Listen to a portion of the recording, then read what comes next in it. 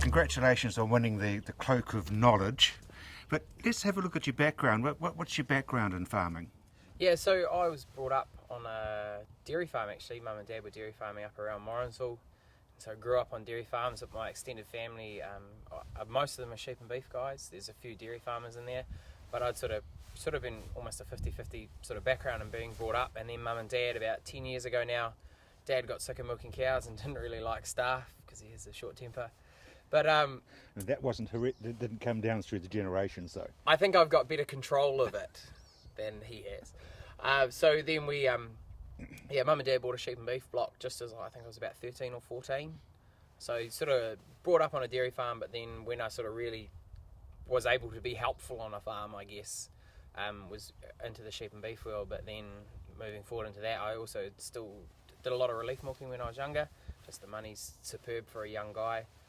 And so that was sort of, I'd always wanted to be a farmer, I think, since I was little, like just following what Dad and his dad had done in the past, but just it appeals to me on so many levels. So we'd spent, my holidays used to be spent from school down on my auntie's station in the King Country, well, up in the King Country from here. Just, I loved it, I love everything about it, just never get sick of it. So, why dairying? The pathway to owning your own piece of land, so that's what I hold in my head, and my dream is to own my own piece of dirt. And realistically, I cannot see how you can do it with the sheep and beef industry currently. Whereas with the dairying industry, there's such a great pathway to get there, starting from right down at the junior or even relief milking level, and then into junior, intermediate, senior dairy assistants, herd manager, assistant herd. There's all these steps, and they're all really achievable if you put your head down and work. Like even right through to 50-50 share milking or equity managing, that's all very achievable. To buy your own farm outright is probably the biggest step there, but I believe it's still achievable if you want it enough. I think it is harder, but I think if you want it bad enough, you'll make it happen. So you're working on a farm at the moment, and it's a corporate? Yeah, so the farm I'm currently working for is Align Longfield. It's part of the Align Farm Partners Group, and it's a corporate style dairy farm. So there's absentee owners, I guess you would say, or absentee investors.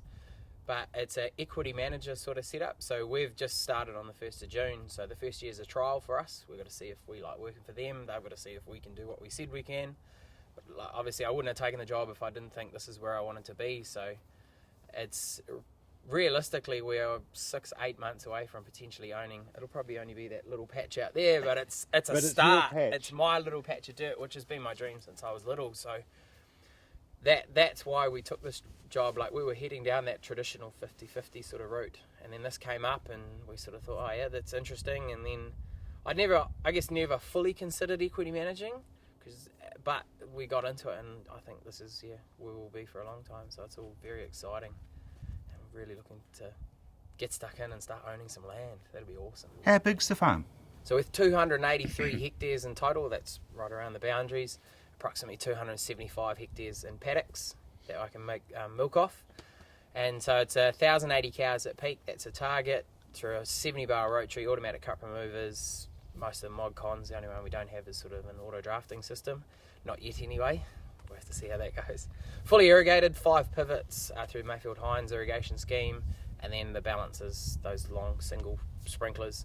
So it's the sheds in the middle, the races are superb. It's what, I guess, in my opinion, you call just about the model farm in terms of the way it's set up. Probably, there's very little to fault here, I would say.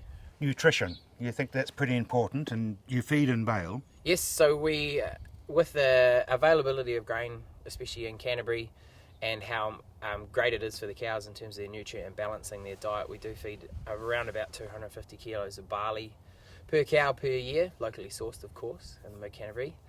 And then the balance of the diet is silage, maybe a tiny bit of palm kernel, but only if we absolutely have to. And so it's just sticking to the basics: grass, silage, and then grain, pretty much. So a nice, simple sort of system, and just making sure the cows are fully fed every day. That's our big one. Is every day they should never ever go hungry, not once.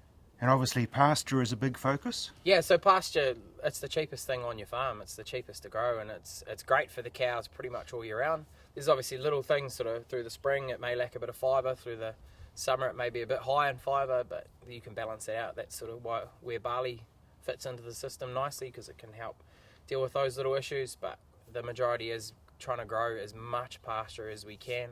So we're hopefully going to grow, the target is around about 17 tonnes of dry matter this year, and I don't think that's the max that this farm will grow. So it's a new conversion, and it was converted from a cropping farm. So it's still probably got 5 or 6, probably year 5 and year 6 is when we'll really start to turn into a dairy farm, or the dirt will turn into dairying dirt and really start to get cranking.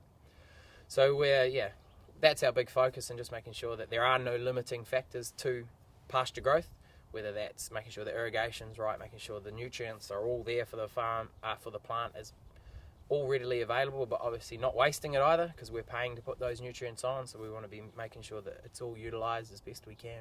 Now, you winter your cows off farm. Yep. So at the moment, I looked at my Aquaflex yesterday, and our average soil temperature is 1.5. So conservatively, we're probably growing half a kilo a day, maybe. So it's cold. So yeah, the nature of Canterbury farming is we want to maximise the area for milking. So all our cows are currently off our runoff block, up just at the base of Mount Somers, on fodder beet and kale and Swedes, just depending on how we sort of see fit to use it. And so that's where all our cows are at the moment. We've got a handful just over the back there, but they're just the ones that we didn't quite have enough space for, so we had a little bit extra grass, so we'll keep them here. And Matt, you're very keen on native plants. Yeah, it's something I personally take a lot of pride in. I want people to drive past my farm and go, wow, look at that, doesn't that look good? So that starts right from the front gate. Like, we planted some little native grasses out there a couple of days ago. Just it's also one of the things that attracted me to the Align group, is they put a lot of emphasis on the appearance and like the native and natural. So you can kind of see it behind us, the native sort of planting. It's not just a director saying we have to do this. It's something that I take a lot of pride in, and like where the plan is to eventually plant every second fence line on the farm with a native sort of combination. There's a bit of this, bit of that, and bit of the other thing, but to build a bit of shelter for the cows, but also natural appeal, and just sort of start slowly returning the land to how it was as best we can. Now, you obviously work pretty hard, but recreation is also a big factor. Yeah, hugely. Like, I probably am a little bit guilty of just getting too stuck into it, because I love what I do, but it's equally something that's so important as a holiday. And I really realised that last year. I had a long stretch over calving, we had a few issues, and the best thing that happened, I went away for 2 days, and like, it's just, you're instantly refreshed. It might cost you $500 or $1,000 in terms of the holiday, but that value you get back in terms of your own well-being, you're more efficient, you're more effective, you're making better decisions. So it's I think a holiday is probably the thing that farmers do the worst. Is the first thing that comes out of your budget when you're in a tight year is, oh well, I won't go to Fiji or wherever your holiday spot may be. But I think that's something that's crucial, that your own mental well-being, it might only be for a day or two even, but it just refreshes you so much. And I know it won't be cut out of my budget anytime soon. And I guess your partner is a big strength for you as well? Yeah, humongously. Like, the best example I can give is obviously the grand final just gone. Like, there's no way I would have won it without her. I can guarantee that right now. And I think I said in one of the interviews, if you want to win the contest, make sure you get a great partner. Like, she's just, from putting up with all of that, like just reading questions literally until she lost her voice, to helping, like saying when I come home, just to get stuck into studying. And then even on the farm, like she's my relief milker on call all the time, and I might have to wear it a bit, but she'll always be here. And so we work so well as a team, and it's something very interesting, because she's a townie. Like, she was born in the town, like she'd never been on a farm really, and like the change she's made to come out here, and she enjoys it now. So we suit each other so well, but we're also very competitive as well. So there's a few clashes every now and then, but no, we suit each other well and make a good team, I think. So where to from here? I guess now you've got the cloak of knowledge, you can relax a wee bit. Yeah. So the title and the cloak of knowledge, that's been the focus the last 3 years really. And pretty much our entire lives are centred around that. Anything we did, anywhere we went, I was writing notes or doing questions or whatever it may be. So have a little break. That's quite a few people have sort of said, what are you going to do next? Just have a bit of a break. Actually relax for a bit. It'll be quite nice. I'm looking forward to calving. It's my favourite time of the year.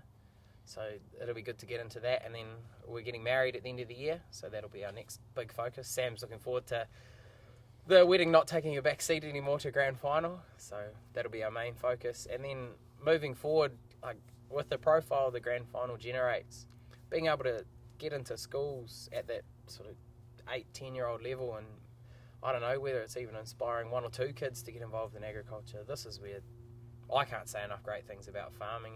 You don't need to have your gumboots on. You can be involved in technology, fertilizer, anything you want. And it's such a great, vibrant, and innovative industry. And the other thing is so much money to be made in it. Not just at the farming level, at any of the jobs, like entry-level jobs into agriculture pay well. So you always hear that there's not enough jobs around, but there's plenty of jobs here. I know whenever we apply or advertise for jobs, or mates do, they're always struggling to find people, and so hence the reason you may have to outsource to overseas workers. But yeah, God, it's such a great industry to be in. It's so much fun too.